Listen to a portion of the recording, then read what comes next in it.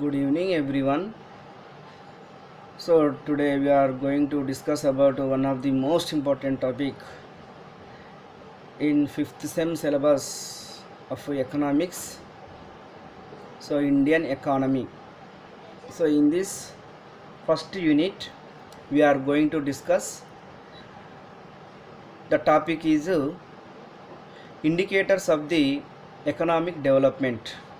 So దీన్ని మనము measures of economic development అని కూడా అంటారు.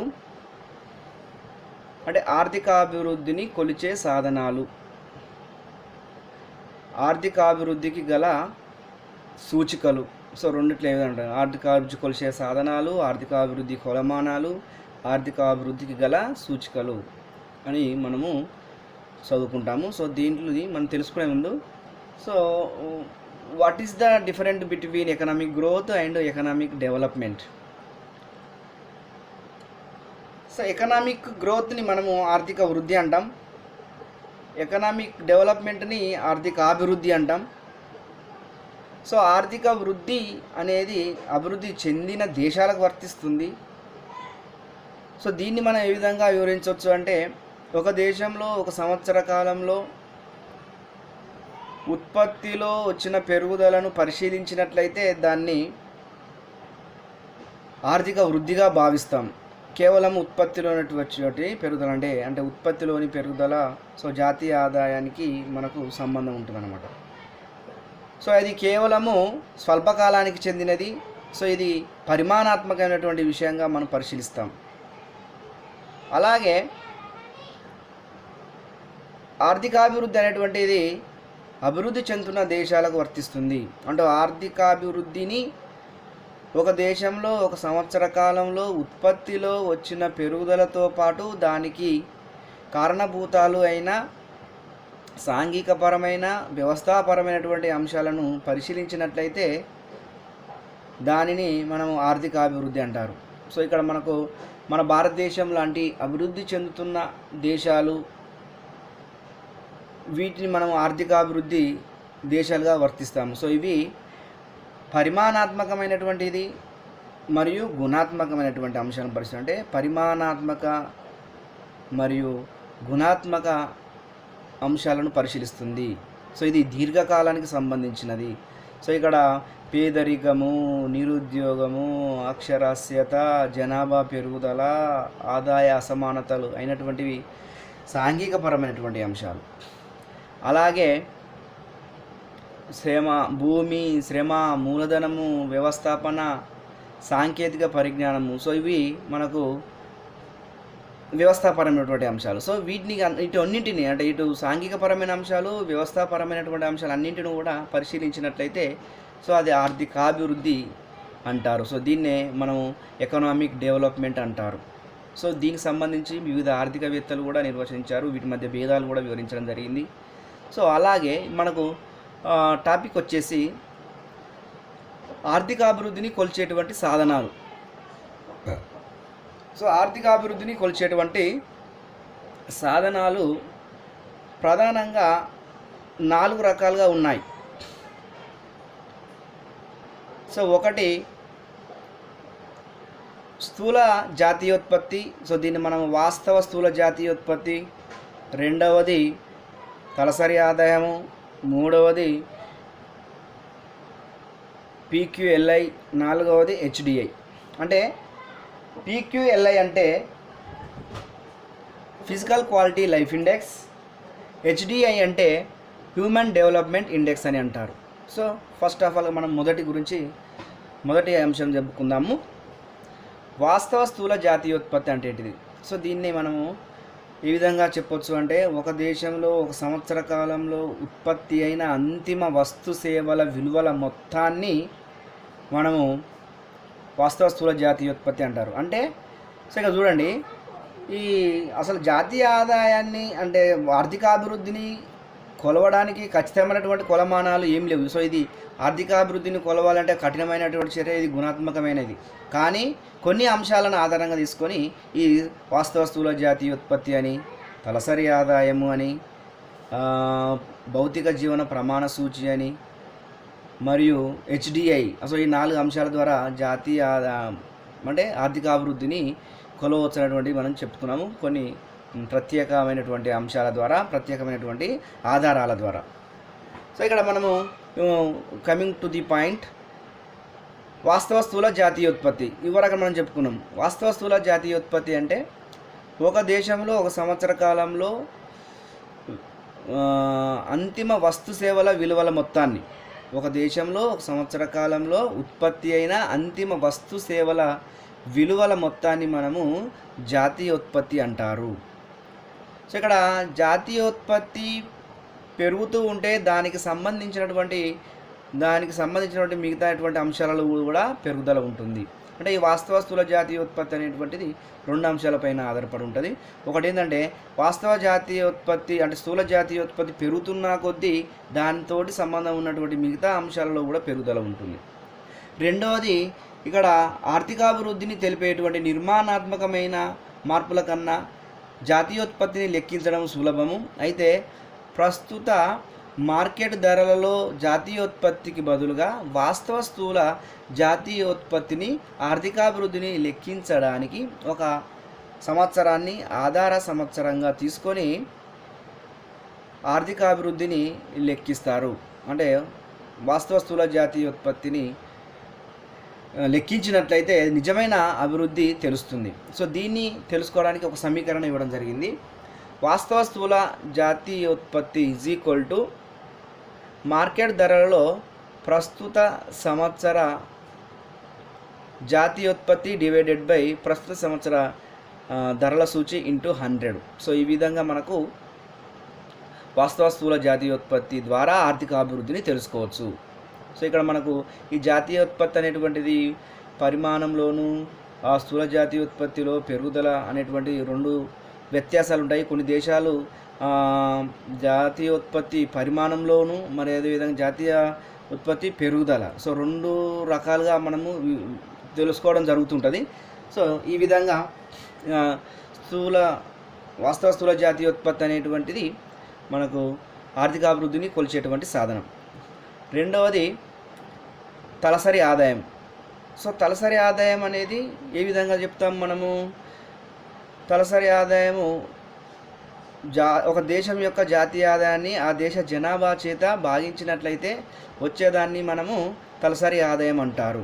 సో వాస్తవ తలసరి ఆదాయం రావాలి అంటే మార్కెట్ ధరలలోని జాతీయ ఆదాయాన్ని లేదా స్థూల జాతీయోత్పత్తిని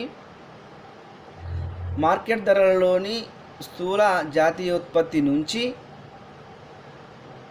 పరోక్ష పన్నులను తీసివేసి బదిలీ చెల్లింపులను కలిపినట్లయితే మనకు వాస్తవ తలసరి ఆదాయం వస్తుంది. సో ఇక్కడ ఈ వాస్తవ తలసరి ఆదాయానికి కూడా సమీకరణం అంటే ఫస్ట్ ఆఫ్ ఆల్గా తలసరి ఆదాయానికి సమీకరణం ఏంటిది? జాతీయ ఆదాయము డివైడెడ్ బై జనాభా. అంటే జాతీయ ఆదాయాన్ని జనాభా చేత భాగిస్తే మనకు తలసరి ఆదాయం వస్తుంది. సో ఇక్కడ వాస్తవ తలసరి ఆదాయాన్ని రావాలి అంటే ఆ వాస్తవ జాతీయ ఆదాయాన్ని దేశ జనాభా చేత భాగిస్తున్నట్టయితే మనకు వాస్తవ తలసరి ఆదాయము వస్తున్నది. సో ఇక్కడ ఈ ఆర్థికాభివృద్ధిని లెక్కించడానికి తలసరి ఆదాయమే మెరుగైనటువంటి అంశంగా మనకు చాలామంది ఆర్థికవేత్తలు వివరించడం జరిగింది. సో దాంట్లో ఆర్థర్ లూయిస్, అదేవిధంగా హాబర్లరు, అదేవిధంగా లెబన్స్టీన్ అటువంటి ఆర్థికవేత్త, మేయర్ అనేటువంటి ఆర్థికవేత్త. సో ఇక్కడ 4 మేయరు, అదేవిధంగా లెబన్స్టీను, అదేవిధంగా మనకు సర్ ఆర్థరు లూయిసు మొదలైనటువంటి ఆర్థికవేత్తలు ఇది ఐక్యరాజ్య సమితి నియమించినటువంటి కమిటీ సభ్యులు అన్నమాట. ఈ 4 కమిటీ సభ్యులలో హాబర్లరు, లెబన్స్టీను, మేయరు, అదేవిధంగా ఆర్థర్ లూయిస్ వీళ్ళు 4 కూడా ఆర్థికాభివృద్ధిని కొలిచేటువంటి సాధనాలలో వాస్తవ స్థూల జాతీయోత్పత్తి కంటే వాస్తవ తలసరి ఆదాయం అనేటువంటిది మెరుగైనదిగా చెప్తున్నారు. అంటే జాతీయోత్పత్తిలోని పెరుగుదల రేటు జనాభా పెరుగుదల రేటుకు మధ్య సంబంధం ఉంటుంది. అంటే జనాభా పెరుగుదల రేటు కంటే జాతీయ ఆదాయంలో పెరుగుదల రేటు ఎక్కువగా ఉంటే అది అభివృద్ధి చెందిన దేశంగాను, అంటే ఆర్థిక అభివృద్ధి జరుగుతున్నట్టుగాను.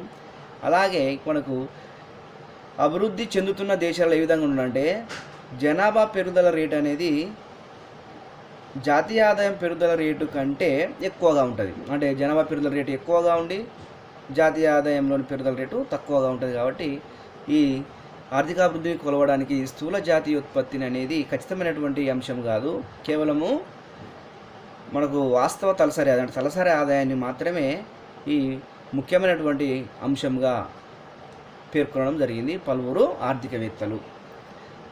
అలాగే మనకు మూడవ అంశంగా మనకు భౌతిక జీవన ప్రమాణ సూచి. సో దీన్ని మనము ఫిజికల్ క్వాలిటీ లైఫ్ ఇండెక్స్ అంటారు.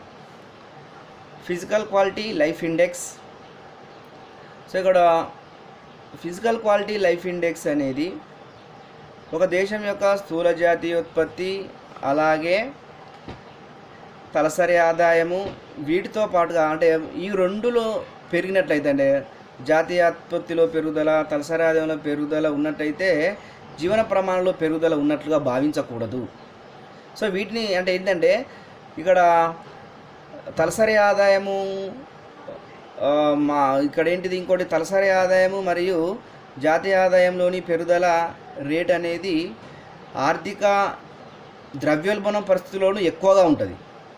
అదేవిధంగా ఆర్థిక మాంద్య పరిస్థితులలో తలసరి ఆదాయము తక్కువగానే ఉంటుంది, జాతీయ ఆదాయము తక్కువగానే ఉంటుంది. సో అందుకనే వీటి రెండింటినే కాకుండా మనకు ఆర్థికాభివృద్ధిని లెక్కించడానికి మూడో అంశంగా భౌతిక జీవన ప్రమాణ సూచిని కూడా తీసుకోవడం జరుగుతుంది, పరిశీలించడం జరుగుతుంది. సో ఈ అంశాన్ని 1976లో మనకు జాన్ టింబర్గ్ అనేటువంటి ఆర్థికవేత్త మొట్టమొదటిసారిగా ప్రతిపాదించాడు. అలాగే 1979లో మోరిస్ అనేటువంటి ఆర్థికవేత్త దీన్ని అభివృద్ధి పరచడం జరిగింది. సో అలాగే దీన్ని పరిశీలించుటకు, అధ్యయనం చేయుటకు ఈ జాన్ టింబర్గన్ మరియు మోరిస్ అనేటువంటి ఆర్థికవేత్తలు మూడు అంశాలను పరిగణలోకి తీసుకున్నారు. ఆ మూడు అంశాలు ఏంటి అంటే, ఒకటి ఆయుర్దాయము లైఫ్ ఎక్స్పెక్టెన్సీ, రెండవది మోర్టాలిటీ రేటు శిశు మరణాల రేటు, మూడవది అక్షరాస్యత literacy.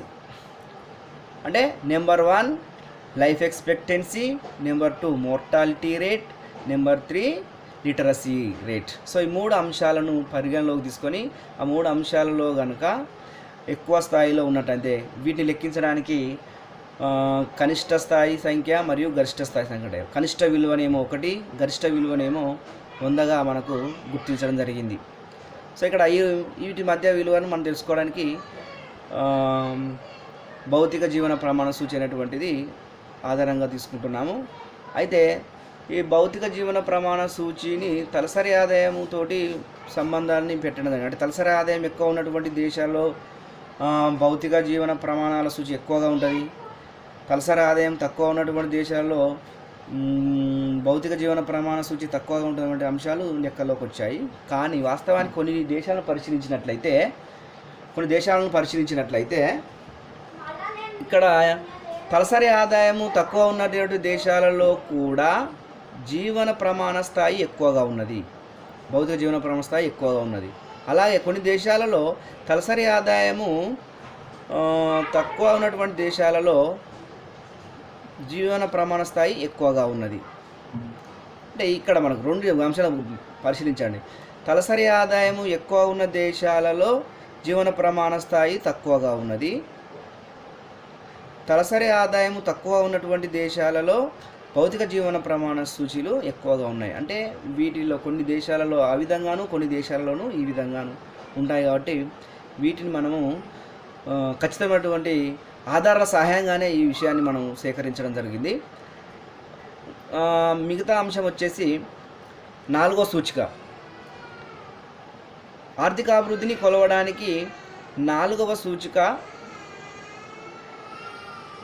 HDI human development index, అంటే మానవాభివృద్ధి సూచిక. సో ఇక్కడ ఈ మూడింటి కంటే కూడా మానవాభివృద్ధి సూచిక అనేటువంటిది అత్యంత ప్రధానమైనదిగా మనం భావించాలి. ఈ మానవాభివృద్ధి సూచికను పాకిస్తాన్ దేశానికి చెందినటువంటి మెహబూబ్ ఉల్ హక్ అనేటువంటి ఆర్థికవేత్త ప్రతిపాదించాడు. సో ఇది 1990లో యుఎన్డిపి అనేటువంటి సంస్థ, ఐక్యరాజ్య సమితి సంస్థ, యుఎన్డిపి సంస్థ ప్రతి సంవత్సరం ఒక నివేదికను వెలువరిస్తుంది. దాని ఆధారంగా మనకు ప్రపంచ దేశాల యొక్క మానవాభివృద్ధి స్థాయి, మానవాభివృద్ధి సూచికని మనము ప్రతి సంవత్సరము వెలువరిస్తుంది. సో అలాగే ఈ మానవాభివృద్ధి సూచికను తెలుసుకోవడానికి ఇతడు కూడా 3 అంశాలను పరిశీలించాడు, 3 సూచికలను పరిశీలించాడు. ఒకటి అది పర్ క్యాపిటా ఇన్కమ్, రెండవది లిటరసీ రేట్, మూడవది లైఫ్ ఎక్స్పెక్టెన్సీ, తలసరి ఆదాయము, అక్షరాస్యత, ఆయు ప్రమాణము. సో ఈ 3 అంశాలను కనుక పరిశీలించి వీటిని లెక్కించడానికి మ్యాక్సిమం వాల్యూ 1 గాను మినిమం వాల్యూ 0 గాను తీసుకున్నాడు. అంటే 0కి 1కి మధ్య హెచ్డిఐ వాల్యూ ఉంటుంది. అంటే ఇక్కడ 0 ఉన్నట్లయితే అది తక్కువ హెచ్డిఐ ఉన్నట్టుగాను, 1గా ఉంటే ఎక్కువ హెచ్డిఐ ఉన్నట్టుగాను ఉంటుంది. సో ఇక్కడ హెచ్డిఐ లెక్కించడానికి 3 వాల్యూస్ని మనం పరిగణలోకి తీసుకున్నారు. 0.8 కంటే ఎక్కువ ఉన్నట్లయితే అత్యధిక మానవాభివృద్ధి సూచిక కలిగిన దేశాలు గాను, 0.5 నుంచి 0.8 మధ్య ఉన్నట్లయితే అవి తక్కువ మధ్యస్థ మానవాభివృద్ధి సూచిక ఉన్నట్టుగాను, అలాగే మానవాభివృద్ధి సూచిక 0.5 కంటే తక్కువ ఉన్నట్టయితే తక్కువగా ఉన్నటువంటి దేశాలుగాను భావించడము జరుగుతుంది. సో ఇవి మనకు ప్రధానంగా ఆర్థికాభివృద్ధిని కొలిచేటువంటి సాధనాలలో ఈ 4 రకాల సాధనాలను ముఖ్యంగా మనం చదువుకోవడం జరుగుతుంది. సో మనకు వీటి కాకుండా ఇంకా 10 అంశాలు ఉన్నాయి కావుట వీటిలో కేవలము 4 మాత్రమే చదువుకుంటే సరిపోతుంది. ఎగ్జామ్లో కూడా వీటిని మాత్రమే మనము ప్రజెంటేషన్ చేస్తే సరిపోతుంది. Okay, thank you. అలాగే ఈ అంశాలలో మనకు ముఖ్యమైనటువంటి అంశాలుగా మనం భావిస్తూ వీటిని 4 అంశాలను మీరు క్షుణ్ణంగా నేర్చుకోవాలి. దీంట్లో వాల్యూస్ 3 అంశాలు, హెచ్డిఐలో 3 అంశాలు ఏంటి, పీక్యూఎల్ఐలో 3 అంశాలు ఏంటి, వాటిని కనిష్ట విలువ ఎంత మరియు గరిష్ట విలువ ఎంత, హెచ్డిఐలో కనిష్ట వాల్యూ ఎంత, గరిష్ట వాల్యూ ఎంత అనేటువంటి అంశాలను కూడా మనము పరిశీలించి తీసుకోవాల్సి. వాస్తవ స్థూల జాతీయోత్పత్తికి సమీకరణం, వాస్తవ తలసరి ఆదాయానికి సమీకరణం. సో వీటిని కూడా మ్యాటర్తో పాటుగా సమీకరణాన్ని రాయాలి.